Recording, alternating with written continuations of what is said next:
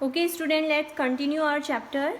हम जो टॉपिक पढ़ रहे थे उसमें हमने पढ़ लिया था, दो टॉपिक हमने पढ़ लिए थे। एक तो बॉडी मूव करती है जब डायरेक्शन ऑफ फोर्स की डायरेक्शन में मूव करती है। दूसरी हमने पढ़ ली थी कि opposite of the force, body move कर रही है in the direction opposite of the force. Third जो कंडीशन थी वो थी हमारे पास में कि अगर बॉडी जो है वो मूव कर रही है एंगल बनाती हुई, एक एंगल बन रहा है between the force and the displacement.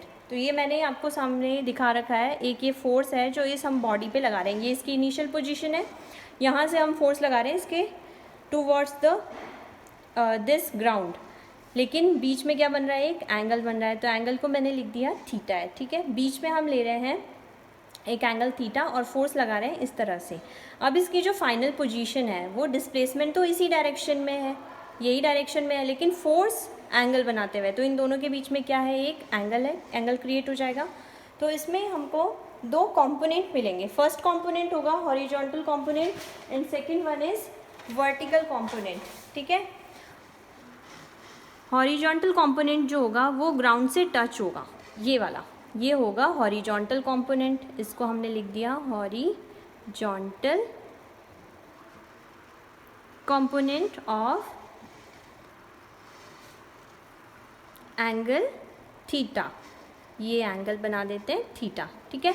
इस थीटा एंगल का जो हॉरिजॉन्टल कंपोनेंट है जो ग्राउंड से टच है वो ये वाला हो जाएगा, और जो वर्टिकल कंपोनेंट है वो ये वाला हो जाएगा, ठीक है। इसको हमने लिख दिया वर्टिकल कंपोनेंट। अब देखो ये थीटा है, ट्रिग्नोमेट्री जो हम पढ़ते हैं मैथ्स में उससे कंपेयर करें अगर इस डायग्राम को, तो ये एंगल जो है 90 डिग्री है, ठीक है, और ये एंगल है वो थीटा है। तो इसका बेस जो है वो क्या हो जाएगा, ये वाला, ये बेस हो जाएगा। ये तो हमारा फोर्स है, ये बेस हो जाएगा, और ये थीटा है। तो कॉस थीटा का रिलेशन होता है, cos theta is base upon hypotenuse. Hypotenuse क्या है हमारे पास में, हाइपोटेनियस है ये वाला, सबसे लंबी साइड जो होती है वो हाइपोटेनियस होती है, तो ये वाली है। इसको हमने नाम दे दिया F, and base is this, we doesn't know, इसको हमें मालूम ही नहीं है बेस क्या है, ये तो हमें फाइंड आउट करना है। And this is cos theta. So ये इधर चला जाएगा, कितना बन जाएगा, F cos theta is equal to base. तो बेस की वैल्यू हमको मिल गई, कितनी आ गई, बेस की वैल्यू कितनी आ जाएगी, एफ कॉस थीटा, ठीक है। Similarly we can derive the vertical component of this angle which is f sin theta। ये क्या बनेगी हमारी, f sin theta बनेगी। सेम इसी तरह से करना है इसको भी, वही ट्रिग्नोमेट्री रेशियो से करना है।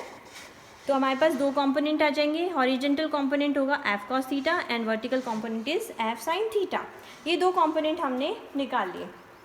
अब ये जो दो कंपोनेंट है इसमें डिस्प्लेसमेंट किस कंपोनेंट की वजह से हो रहा है, हमें साफ पता चल रहा है कि ये जो ग्राउंड से टच हो रहा है हॉरिजॉन्टल कंपोनेंट है, इसी की वजह से बॉक्स जो है वो आगे खिसक रहा है, डिस्प्लेसमेंट इसी में हो रहा है। इसका मतलब जो वर्टिकल कंपोनेंट है वो तो हमारे कुछ काम ही नहीं आ रहा, वो तो ऊपर की तरफ है। हमने बॉक्स को कहाँ खिसकाया है, इधर की तरफ खिसकाया, मतलब हमारे हॉरिजॉन्टल कंपोनेंट से खिसकाया है। तो हमने काम में क्या लिया है, सिर्फ horizontal component of force, only horizontal component of force is effective force which is pulling the body along the ground, whereas the vertical component f sin theta of the force balances the weight of body। वो क्या कर रहा है, सिर्फ इस body का wait है उसको बैलेंस कर रहा है कि ये बॉडी जो है वो इधर उधर ना चली जाए, सिर्फ सीधी मूव करे इधर फाइनल पोजीशन की तरफ, ठीक है।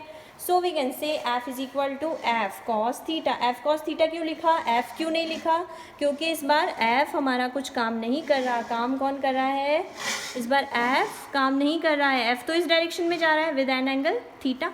काम कौन कर रहा है, हॉरिजॉन्टल कंपोनेंट जो इधर की तरफ लग रहा है, यही f लेते हैं ना हम, और इसकी वैल्यू कितनी है, f कॉस थीटा है, तो हमने f कॉस थीटा लिखा है f की जगह इंटू s। सो अगर मैं इस मल्टीप्लिकेशन के साइन को हटाऊंगी तो कितना आ जाएगा, f cos थीटा, और इसको हम वेक्टर फॉर्म में कैसे लिख सकते हैं, f डॉट s, और ये लगा दिए इसके ऊपर वेक्टर। ये होता है एक डॉट प्रोडक्ट। डॉट प्रोडक्ट जो होते हैं ना बच्चों, ये डॉट प्रोडक्ट जो होते हैं ये हमेशा स्केलर क्वांटिटी के लिए आते हैं। W is scalar quantity, work कैसा होता है, स्केलर क्वांटिटी होता है, वेक्टर नहीं होता है, इसलिए W इज इक्वल टू कितना हो जाएगा, f डॉट s। f और s दोनों वेक्टर हैं, इनके ऊपर वेक्टर का साइन लगा है, लेकिन जो W है इसका फॉर्मूला है वो कैसा है, वेक्टर नहीं है, स्केलर है, और स्केलर में हमेशा कौन सा प्रोडक्ट आता है, डॉट प्रोडक्ट आता है। वेक्टर में क्रॉस प्रोडक्ट आता है, वेक्टर के लिए हमको क्रॉस प्रोडक्ट यूज़ करना है, और स्केलर क्वांटिटी के लिए हमें डॉट प्रोडक्ट यूज़ करना है। ये आपकी हायर क्लासेस में आएगा, अभी आपको सिर्फ इतना ही पता रखना है, ठीक है।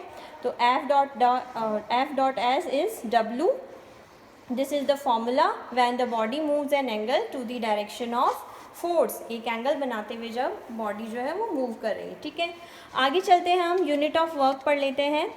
ये हमारे टॉपिक में वर्क में यूनिट जो है क्या होती है वर्क की, ये तो पता होना ही चाहिए, नहीं तो हम क्वांटिटी सिर्फ मैग्नीट्यूड ही थोड़ी लिखेंगे। W इज इक्वल टू हम लिख देंगे 10। What is 10? 10 जो है वो वर्क है, तो क्या है, 10 जूल है।